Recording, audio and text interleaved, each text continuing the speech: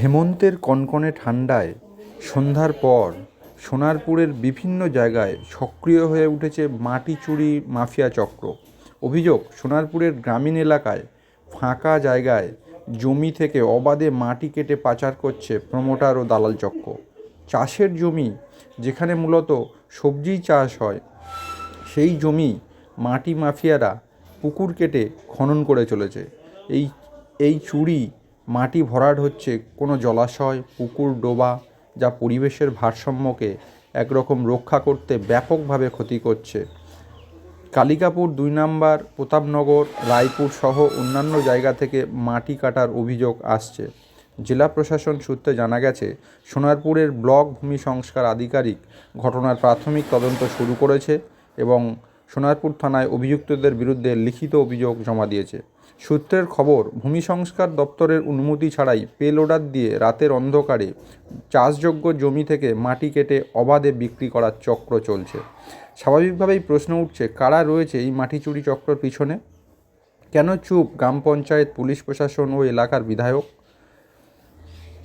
এলাকাবাসীর দাবি, মাটি পাচার চক্র কোটি কোটি টাকার কারবার চলছে এবং অবাধে চাষের জমি এভাবে যদি লুটপাট হয়, ও তো একদিন এই সবজি চাষে ব্যাপকভাবে ক্ষতিগ্রস্ত হবে সাধারণ মানুষ, যা খাদ্য সংকটই দেখা দেবে বলে অভিমত। শীত পড়লে সোনারপুর, নরেন্দ্রপুর, ভাঙড়, ক্যানিং জুড়ে বেড়ে যায় ডাম্পার সহ সাদাবালি বিক্রির কারবার। ক্যানিংয়ের মাতলা থেকেও অবাধে সাদাবালি চুরিরও অভিযোগ আসে।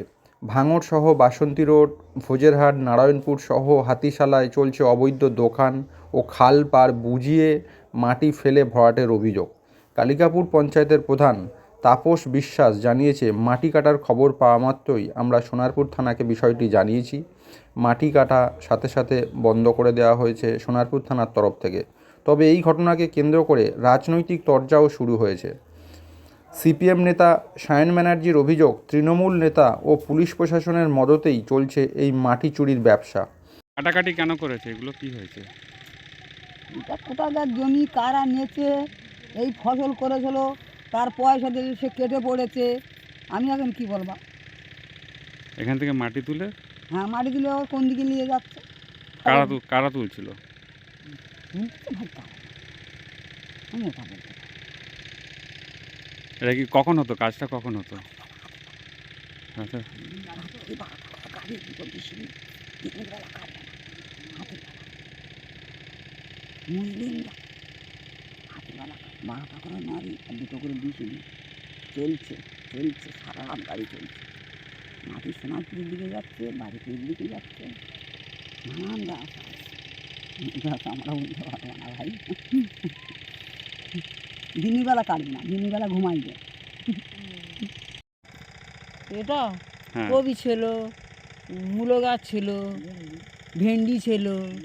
এই যে এখন এরকম গর্ত হয়ে আছে, এরকমই ছিল আগে না? না, এরকম ছিল না। এটা কদিন ধরে হয়েছে? তা আমরা জানি না সব বাবা, আমাদের দিকে আজ না জানি না বাবা।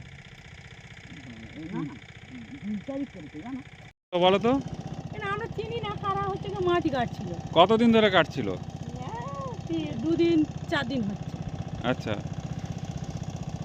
তারপরে? তারপর তো বন্ধ আছে। গাড়ি কখন করে আসতো? গাড়ি রাতে করে আসে। সারা রাত গাড়ি চলে নাকি? সারা রাত। এখন বন্ধ আছে? এখন 2-3 দিন বন্ধ দেখছি। আমরা গোবর টোবর গুলতে আসতে মাঠে, হ্যাঁ। তা দেখছি। কাদের জমি এগুলো? হুম? কাদের জমি এগুলো? আর জানি না। হ্যাঁ, আমরা জানি না। তোমার নাম কি? আমার নাম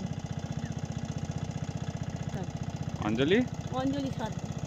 ব্যবসা করার অভিযোগ উঠছে আপনার পঞ্চায়েত এলাকায়, কি বলবেন? বিরোধীদের অভিযোগ শাসক দলের মদতে এটা হয়েছে। না, আমি কালীগঞ্জের প্রধান তপন বিশ্বাস। রায়পুর আর নারায়ণপুর ওটা হচ্ছে বর্ডার এরিয়া।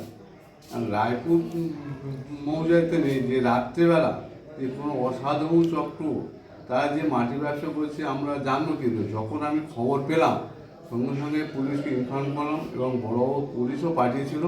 এসে দিনের বেলা তখন হচ্ছে খবরটা গিয়েছে, দেখে কোনো হচ্ছে মাটি কাটা চলছে না। এগুলো তো পুলিশ এসে দেখেও গেছে এবং যদি পুনরায় কোনো আশপাশে মাটি বাড়ি কাটা হয় সঙ্গে সঙ্গে আইনগতভাবে ব্যবসা এবং খাদান তৈরি পঞ্চায়েত এলাকায় কি বলবেন? সোনারপুর দক্ষিণ বিধানসভার অন্তর্গত কালিকাপুর 2 নম্বর গ্রাম পঞ্চায়েত পিয়ালির চরের জমি, মূলত পিয়ালির চরের জমি, সেখানের মাটি অবৈধভাবে তোলা হচ্ছে। এটা প্রশাসন জানে না, স্থানীয় প্রশাসন জানেন না, আইন জানে না, পুলিশ জানে না। শামুকপোতা মৌজায়, শামুকপোতার অন্তর্গত ওয়েটল্যান্ড এলাকাতে তার ক্যারেক্টার চেঞ্জ করা হচ্ছে প্রতিদিন। স্থানীয় প্রশাসন জানেন না কিচ্ছু। এই রায়পুরের এই পিয়ালির চরের জমি, তার ক্যারেক্টার চেঞ্জ হচ্ছে, মাটি তোলা হচ্ছে, বহুদিন ধরে খবর। এলাকার লোক খবর দিচ্ছেন। পুলিশ প্রশাসন প্রথমে নড়ে চড়ে বসলেন না কেন? কিসের জন্য? কোন কারণে? স্থানীয় প্রশাসন কত টাকায় রফা হয়েছে স্থানীয় প্রশাসনের সাথে, লোকাল অ্যাডমিনিস্ট্রেশনের সাথে। শাসক দলের নেতারা এর সাথে যুক্ত, তাবর শাসক দলের নেতারা এর সাথে যুক্ত। লক্ষ লক্ষ কোটি কোটি টাকা এখান থেকে ওঠে। আপনারা যদি রাত্রিবেলায় এই সোনারপুর চাকবেরিয়ার যে মূল রাস্তা, এই মূল রাস্তায় যদি আপনি রাত্রিবেলায় ঘোরেন, আপনি দেখতে পাবেন এখানে পুলিশের গাড়িও টহল দেয়। আপনি দেখতে পাবেন এখান থেকে মাটি কাটার গাড়িও যায় একই সাথে। এ দুই একসাথে কখনো চলতে পারে? এ দুই একসাথে কখনো চলতে পারে না। দুর্ভাগ্য আমাদের এটাই যে পুলিশ প্রশাসন সব কিছু জানা সত্ত্বেও প্রথমে ব্যবস্থা নেয়নি। কিন্তু একটা কথা, মিডিয়া, আপনারা সাংবাদিকরা, 4th পিলার অফ ডেমোক্রেসি, আপনারা এগিয়ে এসছেন, এই খবর দেখিয়েছেন, গোটা বাংলার মানুষ দেখেছেন। আমরা আশা করব এবার অন্তত একটুখানি পুলিশ প্রশাসন অন্তত নড়ে চড়ে বসবেন। যা হয়েছে হয়েছে, পুলিশ প্রশাসন নড়ে চড়ে বসবেন। কিন্তু আবার আমি আপনাদেরকে বলছি, তৃণমূলের নেতা, শাসক দলের নেতারা, তৃণমূলের শাসক দলের নেতারা এর টাকার ভাগ পায়। তৃণমূলের শাসক দলের নেতারা এর সাথে যুক্ত বলেই এই কাজ দিনের পর দিন এই জায়গায় করতে পেরেছে।